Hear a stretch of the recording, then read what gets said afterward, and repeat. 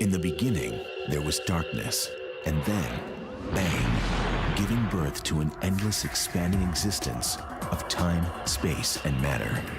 Now see further than we've ever imagined, beyond the limits of our existence, in a place we call the universe. The universe is vast, wondrous, electrifying. But for space travelers looking for a thrill ride, it could be a one-way ticket. It's a place from which you can't return, or at least not in the form in which you went in. Go where no one has dared to venture. Take a virtual tour of the deadliest places in our galaxy and beyond.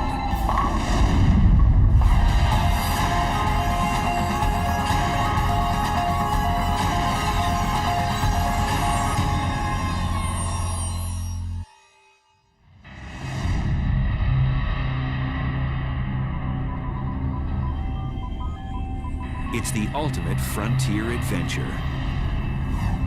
Space travel.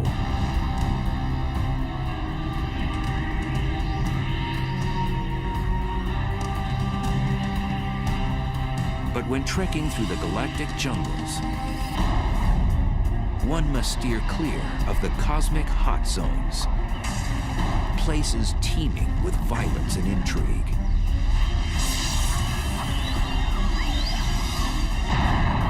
There are dangerous places, certainly very energetic phenomena that are a lot more powerful than atomic bombs being detonated, infinitely more powerful. The universe does seem to be a very violent place. It seems to have been born in a violent explosion called the Big Bang, and there's all sorts of violent processes going on.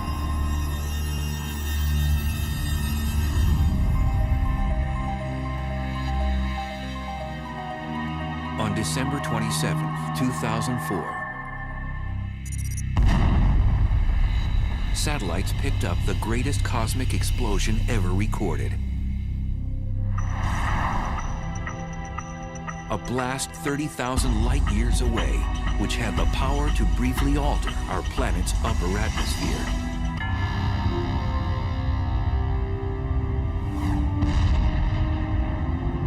The blast was caused by a magnetar, the densest and one of the most dangerous stars in space. The magnetic field strength of a magnetar is about 1,000 trillion times the magnetic field energy of the Earth.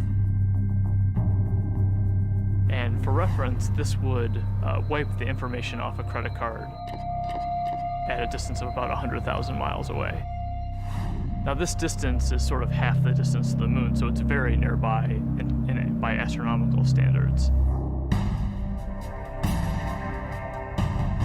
These mischievous stars have the strongest magnetic field in the universe. Scientists have confirmed 12 of these rare stars in our galaxy, and there may be more.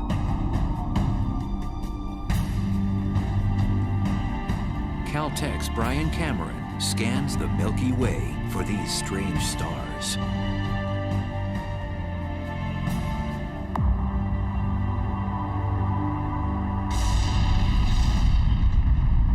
Magnetars are a special class of neutron stars with ultra-strong magnetic fields, the densest form of matter in the universe. The first magnetar showed itself in the form of a high-energy event that was detected in the late 70s, although at the time we didn't know that it was a magnetar.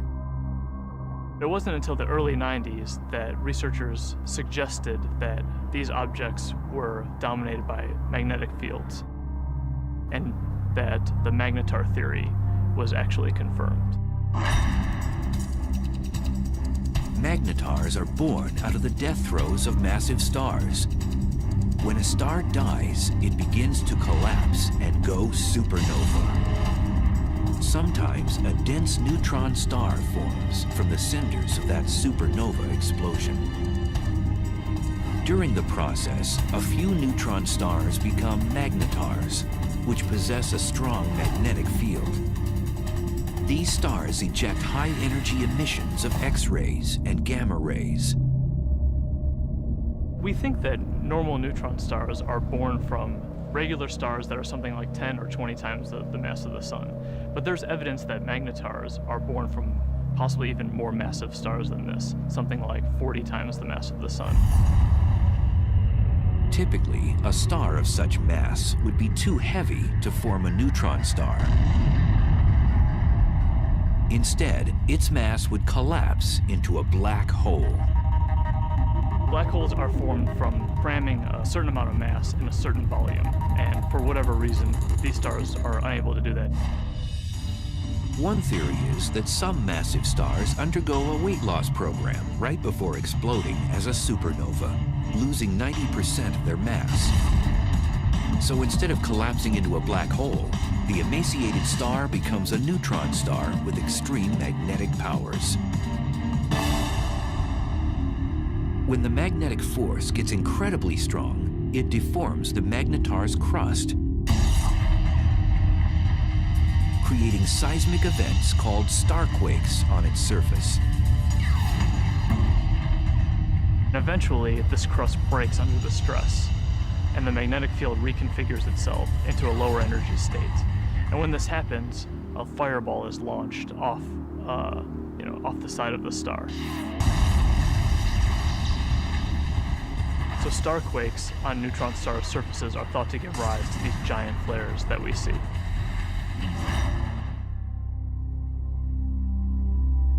After a magnetar undergoes one of these flares, it outshines all the stars in the galaxy for the few tenths of a second that it's taking place. Within these giant flares are short bursts of gamma rays which move at the speed of light. The giant flares from magnetars are gamma ray bursts. They're very short in duration, less than a second, and have very hard X-ray spectra compared to another class of gamma ray bursts. If a deep space traveler veered off course and was unlucky enough to pass within 700 miles of one of these massive objects, the consequences would be horrific. The magnetic field of the magnetar can literally warp the atoms in human flesh, and its gravitational forces would tear a person apart.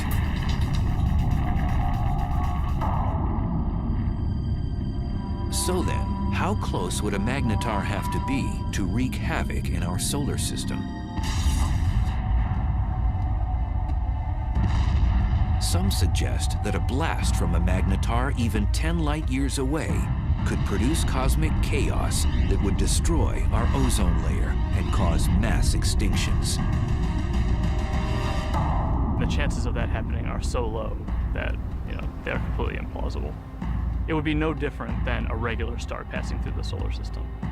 And we know that the regular star has not passed through the solar system since the solar system formed.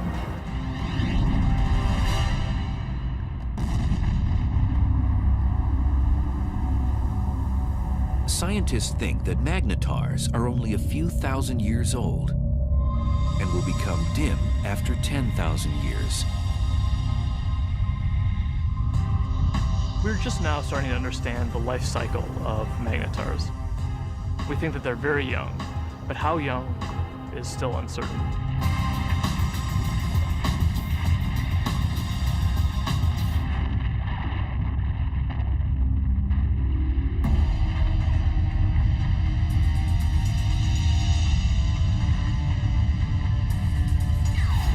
In addition to magnetars, satellites and ground-based observatories have been picking up other violent things in space. Scientists have now confirmed the existence of a phantom-like force that's so strong that it might very well be the most vicious phenomenon in the universe.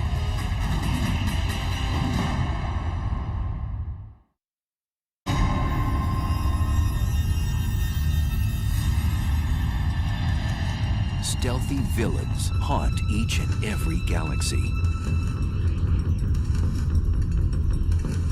One particular beast tears up anything in its path and gobbles it down like a cocktail hors d'oeuvre. It's one of the most bizarre and destructive phenomenon in the universe, a black hole. I think a black hole is the place which is more violent than anywhere else in our universe. It's like going over the edge and you can't get back. It's fatal attraction, I suppose.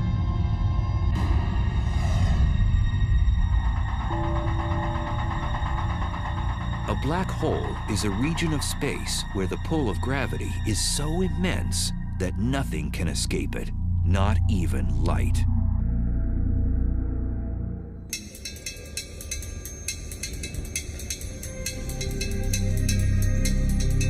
Astrophysicist and triathlete Ferial Ozel is attempting to unlock the mysteries surrounding this elusive cosmic force.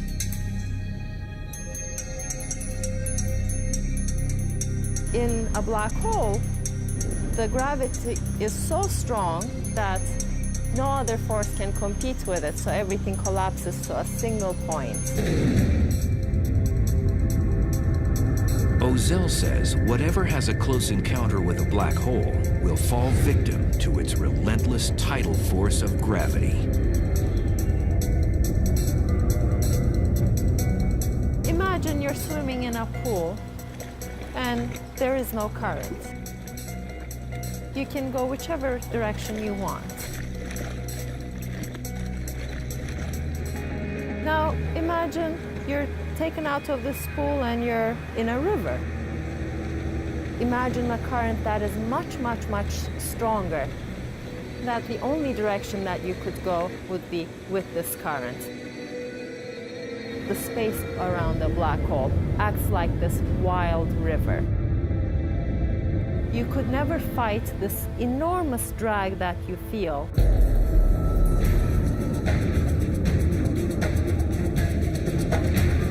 As an object approaches the edge of the black hole, called the event horizon, it reaches the point of no return. As you come closer and closer to this event horizon, you would already be approaching this extremely fast motion of space under you. And your only future direction is now into the black hole.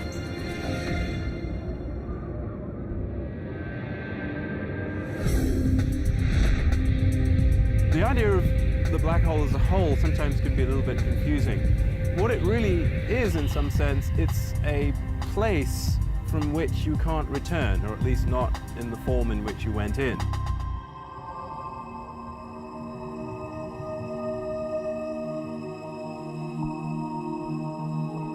Black holes are difficult to detect because, as the name suggests, you cannot see one by itself because it's black.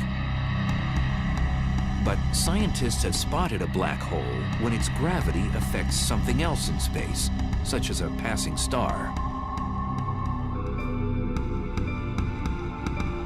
A completely isolated black hole would not be visible. What we really see from a black hole is actually the hot material that's swirling around it and that's being sucked into it. So in the neighborhood of these powerful black holes, you'll get a lot of radiation resulting from the black hole pulling in material and stretching it and twisting it as it's falling in. Black holes consume anything in close range, and there are billions upon billions of them prowling the universe.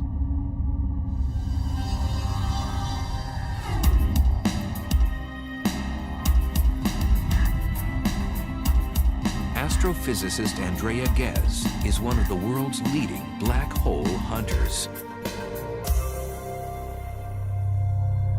Black holes are not picky eaters. They'll dine on whatever get nearby. So they will happily eat gas. They will happily consume a star or a planet.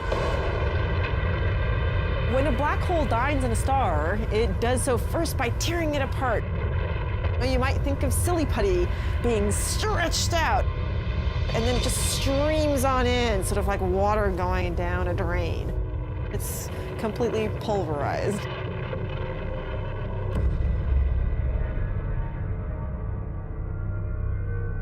Black holes are produced, we believe, by the collapse of the core of a massive star, something like 25 or 30 times the mass of the sun or more.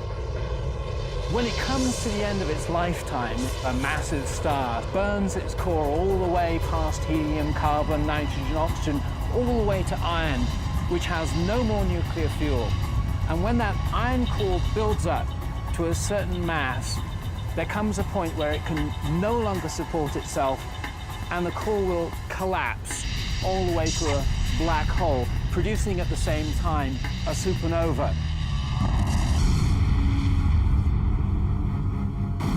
The supernova sends out explosive amounts of energy, so anything in its vicinity will get obliterated. Then the remnants of the explosion fall into a newly formed black hole. And it seems the key to the black hole's allure is gravity. Gravity will pull things around, just like the sun's gravity pulls the planets around. In fact, stars will happily orbit the black hole for most of its life and won't actually be sucked in. These stars are actually safe from the fatal attraction of the black hole. But if you do venture too close, like extremely close to the edge, then you do get sucked in. Scientists believe there are millions of wayward black holes throughout our galaxy, the Milky Way. And because we can't readily see them, one could be right next door. So how close does something have to be to get sucked into a black hole? Too close to a black hole is about the distance between the sun and the Earth, but that is certainly too close. For future space travelers, death by a black hole would be a violent way to go.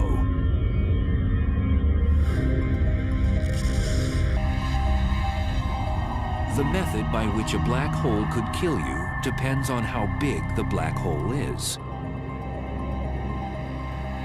They come in two categories. Most of them are the stellar mass black holes, which are 5 to 30 times the mass of our sun.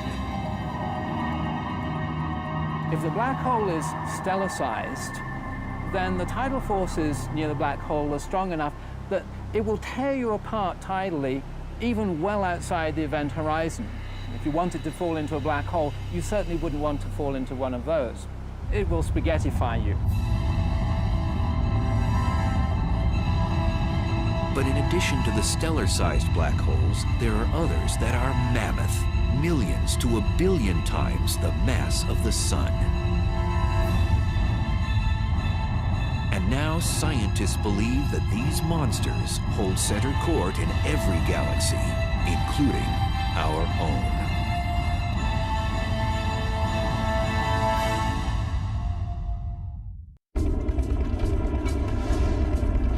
Black holes. They're one of the most mysterious and potentially dangerous oddities in space. A black hole has a ravenous appetite. It sucks in everything in its path and spits out what it doesn't devour. And now scientists have discovered there are supermassive black holes, which are millions of times bigger than their stellar mass cousins.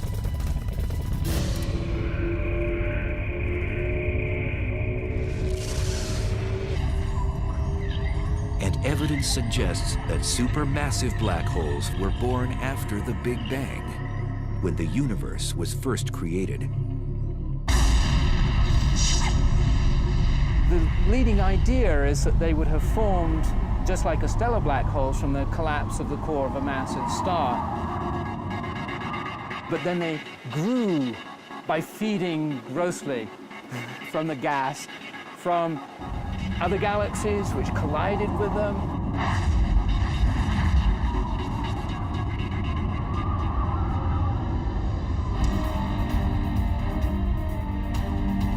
Scientists have discovered that these black ogres wield their power in the center of galaxies. The supermassive black holes are at the center of the galaxy, most likely because they're the most massive object within the galaxy. Massive objects tend to sink to the middle, so you'll always find them at the center of a galaxy. For a long time, scientists didn't think a supermassive black hole existed in our neck of the universe, the Milky Way.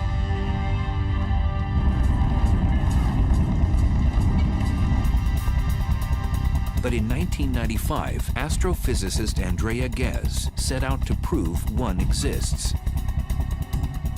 We've done an experiment over the last 10 years to ask the question, is there a supermassive black hole at the center of our galaxy? And the way we did this experiment is to use the motions of stars at the center of our galaxy to test whether or not there's a large amount of mass inside a very small volume. And that's the proof of a black hole.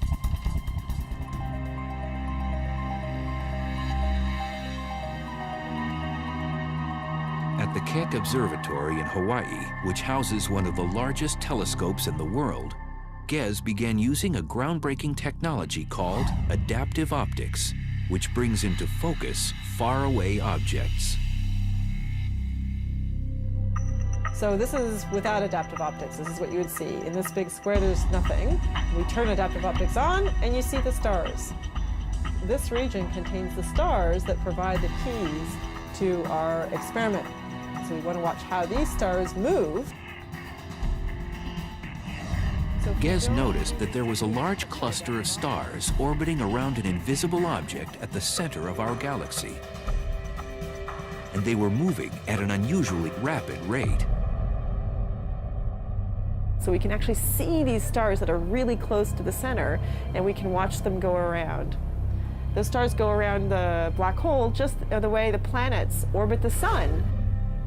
The orbits tell us where the black hole is, so it's located right where the star is. That's the center of our galaxy. And the details of exactly how fast these stars are going around and how tight the orbits are tells us the mass of the black hole, which we think today is 4 million times the mass of our sun. For Ghez, confirming that a supermassive black hole indeed exists at the heart of our galaxy was like summiting Mount Everest. It was incredibly exciting to discover the supermassive black hole at the center of our galaxy, simply because it was a question we had set out to address. The question, is there a supermassive black hole? We could design an experiment that actually got at it.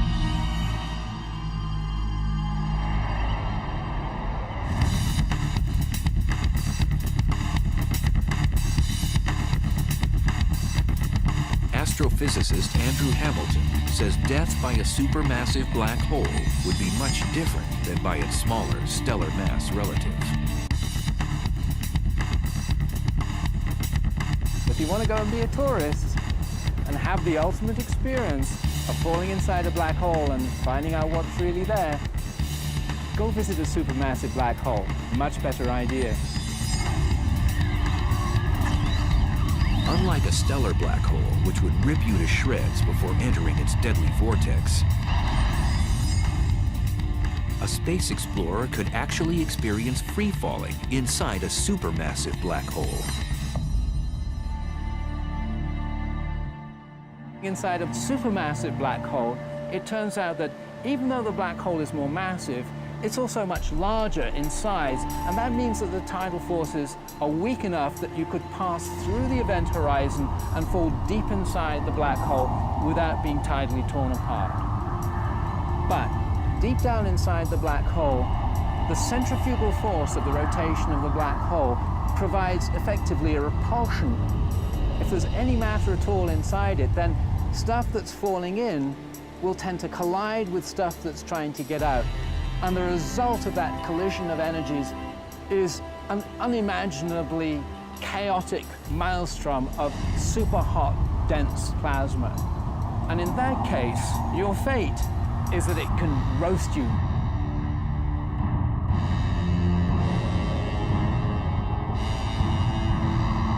So how close would space travelers have to be to get sucked into a supermassive black hole in the center of a galaxy? For a supermassive black hole, you would have to be about 1 million to 1 billion miles from the black hole to feel its influence.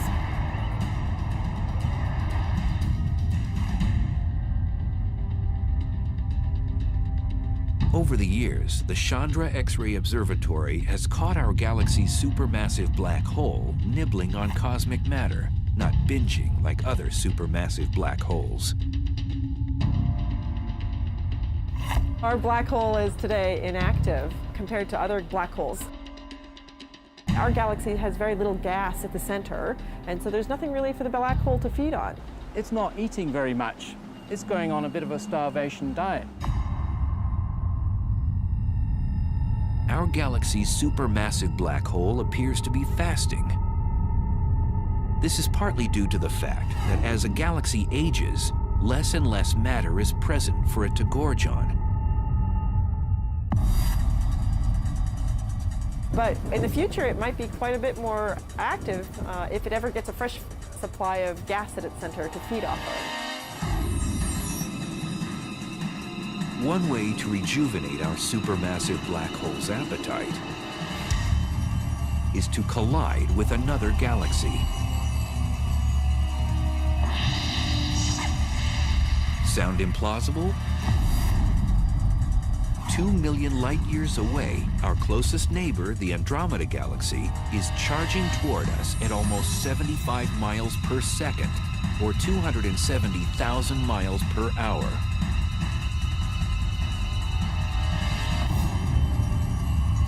In the future, scientists predict the two galaxies will collide.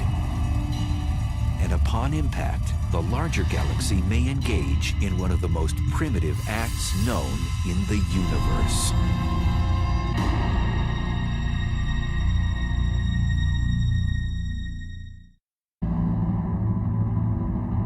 It's one of the most barbaric rituals in space. A larger galaxy eats a smaller one.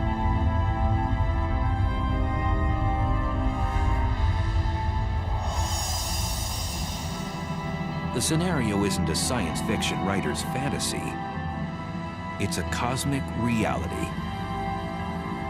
It's called galactic cannibalism.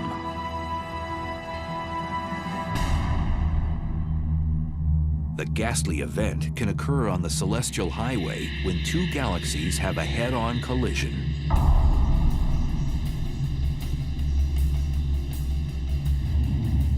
Both eventually meld together in a less than harmonious merger. If you're a galaxy, it's very violent. You're torn to shreds.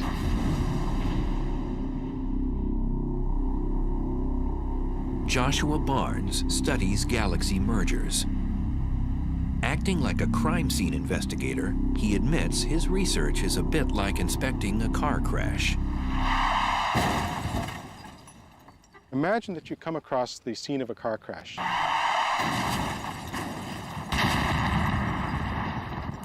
Two wrecked vehicles, but no witnesses, nobody to tell you what happened. All you have is the physical evidence. That's basically what we have to do when we study colliding galaxies. So there are no witnesses to a galactic collision. All that you have is the present state of the wreckage. So you have to conduct a sort of forensic investigation to try and figure out what happened on the basis of what you have today. If they collided head-on, you would know because the fronts were squashed up, but if they, say, sideswiped each other, which is actually more likely in galactic collisions, that would leave you a completely different pattern of wreckage, and you could interpret that. So what causes galaxy mergers? It's gravity. Everything in the universe is falling freely through space, and where you've got two large objects like galaxies, their mutual gravity pulls them together, so they fall into each other. So it's really just the force of gravity pulling things around. The galaxies that we're seeing colliding today, most of them have been bound and destined to collide for upwards of 10, 15 billion years, and they're only now just making it to that first collision.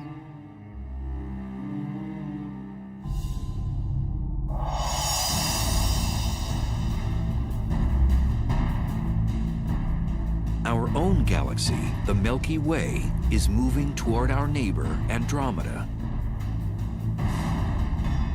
Both galaxies are spiral in shape, but Andromeda is about twice as massive, with a supermassive black hole, the mass of 30 million suns.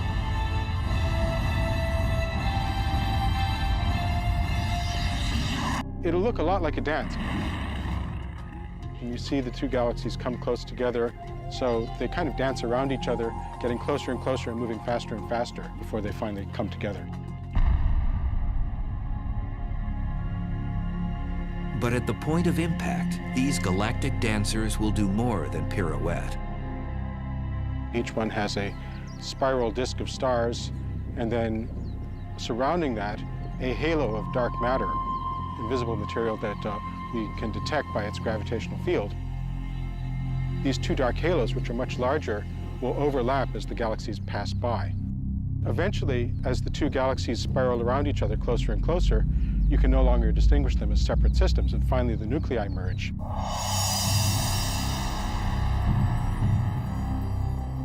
When Andromeda and the Milky Way collide, that's going to be the biggest collision that the Milky Way has seen, something like 5 billion years' time.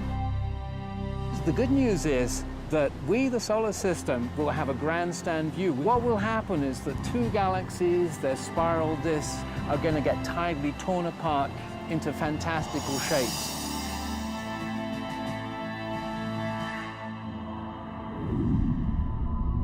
When the disks start to get close to each other, they'll throw off long streamers of stars, so-called tidal tails. And what happens to the sun and the solar system, should we still be around, it really is hard to predict. We could get lucky and be on one of those tidal tails and get a sort of bird's eye view of the whole process as we fly out. Or we could get thrown into an orbit plunging towards the center of the merging galaxies.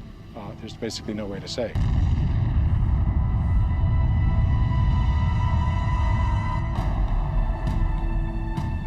During the merger, if our solar system moves through the suburbs or the edges of Andromeda, we might not notice anything.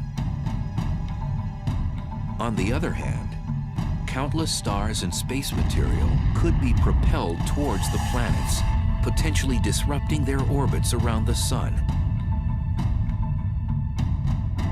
Moreover, the entire galaxy could face cosmic upheaval. We could have consequences which would nonetheless be dangerous. First of all, we could have a lot of star formation as a consequence of the merger. Currently, both the Milky Way and Andromeda galaxy have plenty of interstellar gas, the raw material from which stars are born. Now that would mean a lot more evolved stars, supernova, going off in our vicinity. And that could create shock waves, blast waves, bursts of cosmic rays, which would have nasty consequences.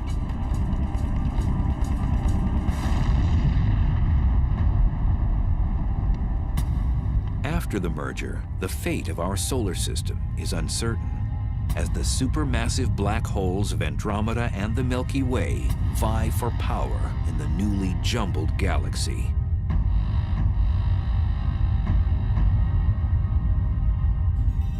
When they merge, they're going to form a new galaxy, and these two supermassive black holes will gradually spiral into the middle of the new galaxy. They will be a binary black hole for a short time. And these black holes will start to swallow gas as the collision stirs things up. Gas will fall into those black holes. They're going to turn on. They're going to start emitting radiation. But the potential for fireworks, possibly for fueling the black holes at the centers of the galaxies, matter falling into them, possibilities like that do exist. And then the only safe place to watch the process would be on one of those tidal tails riding out and escaping the collision.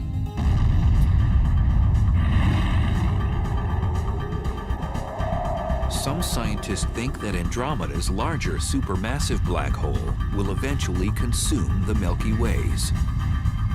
The two black holes will spiral in the center and become a binary black hole, and ultimately will merge with one another to become yet an even bigger supermassive black hole.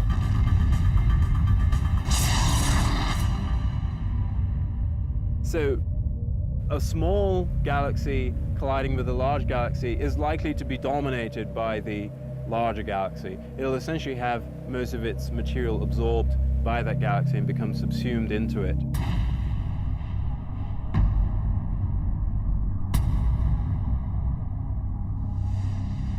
Scientists believe galaxy mergers are a way of life in the universe. Modern galaxies, including the Milky Way, have grown larger by cannibalizing smaller galaxies. Every galaxy that we see has probably been through many collisions.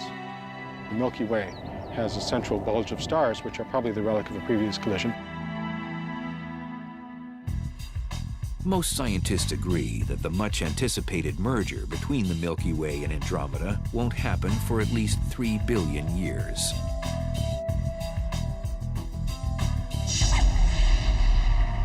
But there may be more immediate dangers in space.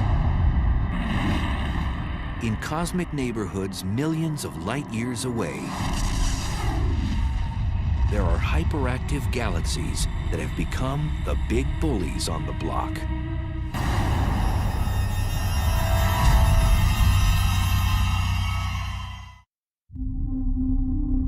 At the heart of some galaxies lives a cosmic monster. It transforms a run-of-the-mill galaxy into one of the brightest and deadliest in space. Quasars are peculiar objects, each powered by a supermassive black hole that continually swallows large amounts of matter, 10 to 20 stars every year. At the core of these objects lives a very large black hole. And the role of that black hole is to actually generate a huge amount of energy.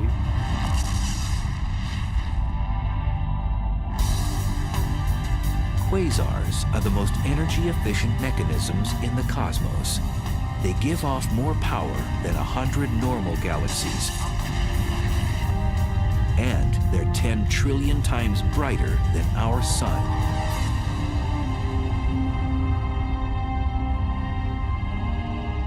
So how are quasars created in the universe?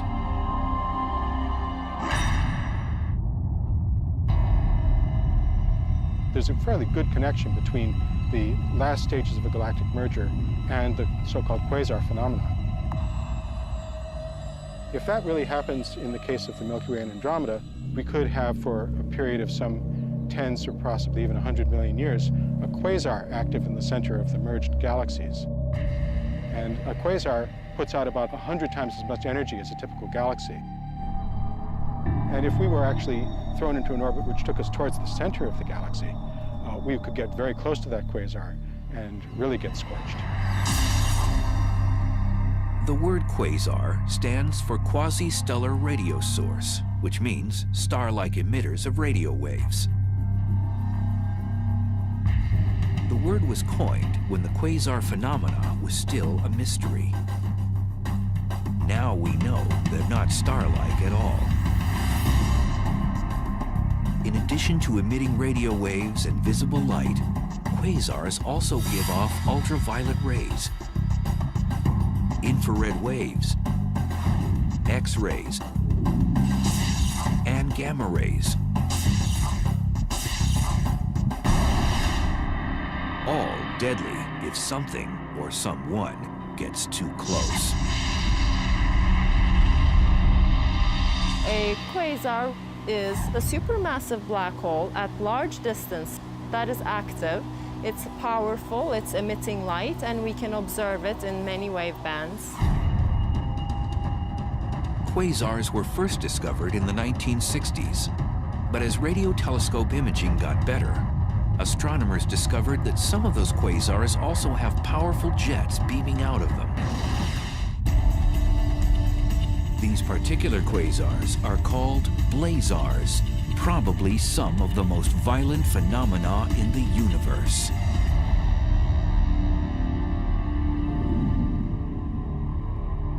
Blazars are powered by black holes, just like quasars, but they're somewhat different in that all of that energy is being focused, or a large amount of that energy is being focused into jets, which are streaming out.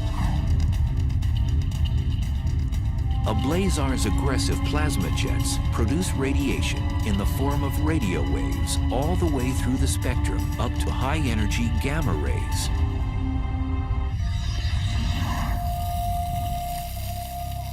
Astrophysicist Glenn Piner has been investigating the physical conditions at the centers of these exotic galaxies.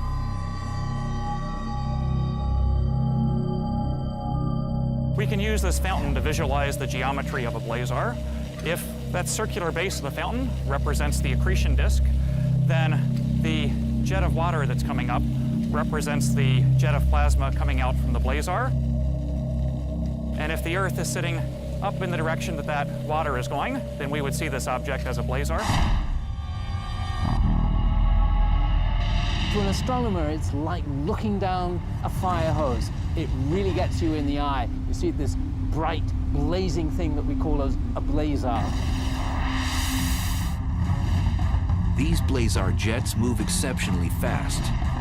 The fastest observed move at 99.9% the speed of light. If you were to take a small object like this bowling ball and you wanted to accelerate it up to 99.9% of the speed of light, you would have to give this bowling ball all the energy produced in the world for an entire week to accelerate it to that speed.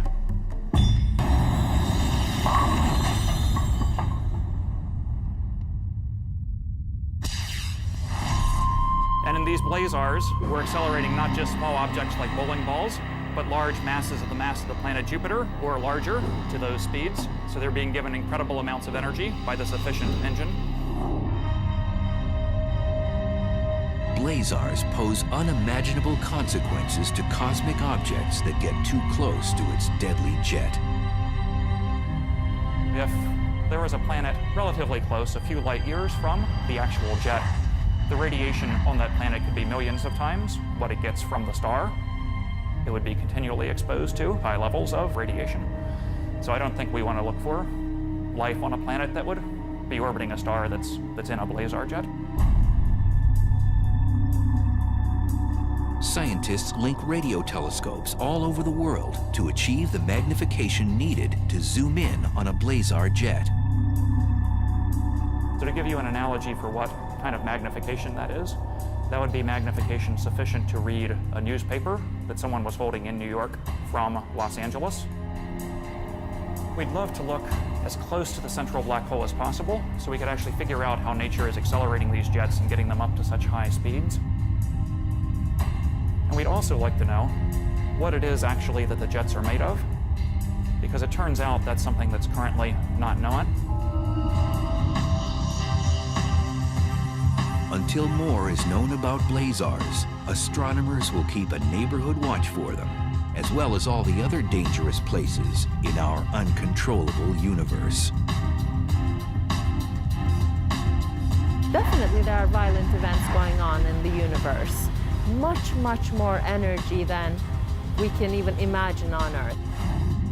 There are trillions of suns shining all at once. Those are the kinds of energies that we're talking about. But in that case, the fact that we are far away from them helps the survival of our species. If we're actually traveling through space, then definitely we will have to be worrying about these events.